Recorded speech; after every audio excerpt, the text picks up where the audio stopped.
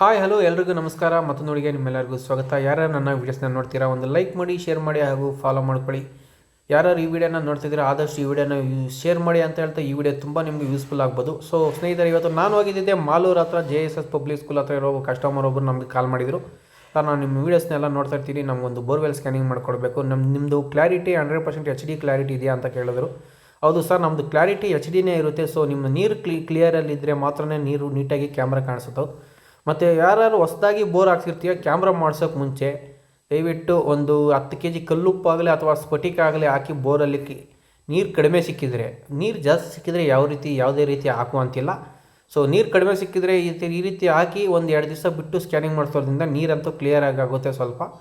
So ಅದಾದಮೇಲೆ ನೀರು ನಿಮ್ಗೆ ಕ್ಲಿಯರಿಟಿ ಕಾಣಿಸುತ್ತೆ. ಸೊ ಯಾರ್ಯಾರು ಈ ವಿಡಿಯೋನ ನೋಡ್ತಾ ಇರ್ತೀರಾ ಬೋರ್ವೆಲ್ ಸ್ಕ್ಯಾನಿಂಗ್ ಮಾಡಿಸೋರು ಇದ್ದರೆ ನಮ್ಮನ್ನು ಕಾಂಟ್ಯಾಕ್ಟ್ ಮಾಡ್ಬೋದು. ನಮ್ಮದು Sundar borewell scanning service, Hosakote, Bengaluru ಗ್ರಾಮಾಂತರ ಜಿಲ್ಲೆ. ನಾವು ಬಂದು ಬೆಂಗಳೂರು ಗ್ರಾಮಾಂತರ ಎಲ್ಲ ಸೈಡು ಬಂದು ಬೋರ್ವೆಲ್ ಸ್ಕ್ಯಾನಿಂಗ್ ಅಂತಕ್ಕಂಥದ್ದನ್ನ ಮಾಡಿಕೊಡ್ತೀವಿ. ಸೇಮ್ ಕ್ಲಾರಿಟಿ ಇರುತ್ತೆ ಸ್ನೇಹಿತರೆ. ನೀವೇನು ನೋಡ್ತಿದ್ದೀರಾ ವೀಡಿಯೋದಲ್ಲಿ ಇವತ್ತು ಮಾಡಿರ್ತಕ್ಕಂಥ ವೀಡಿಯೋ ಇದು.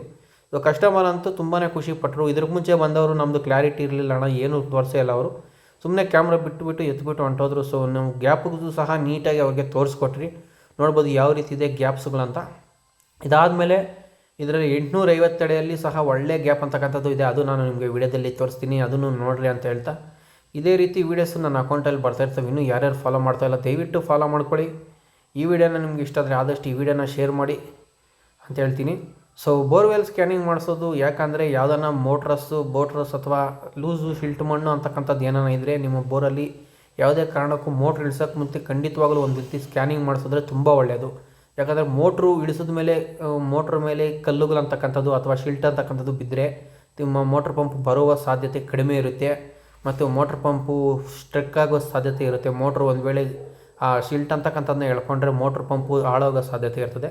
ಸೊ ಅದಕ್ಕೆ ಮುಂಚೆನೇ ನೀವು ಯಾವುದಕ್ಕೂ ಹೊಸ ಬೋರ್ ಹಾಕ್ಸಿದಾಗ ಒಂದು ಕಿತ್ತ ಸ್ಕ್ಯಾನಿಂಗ್ ಮಾಡಿಸಿರಿ ಅಂತ ಹೇಳ್ತೀನಿ.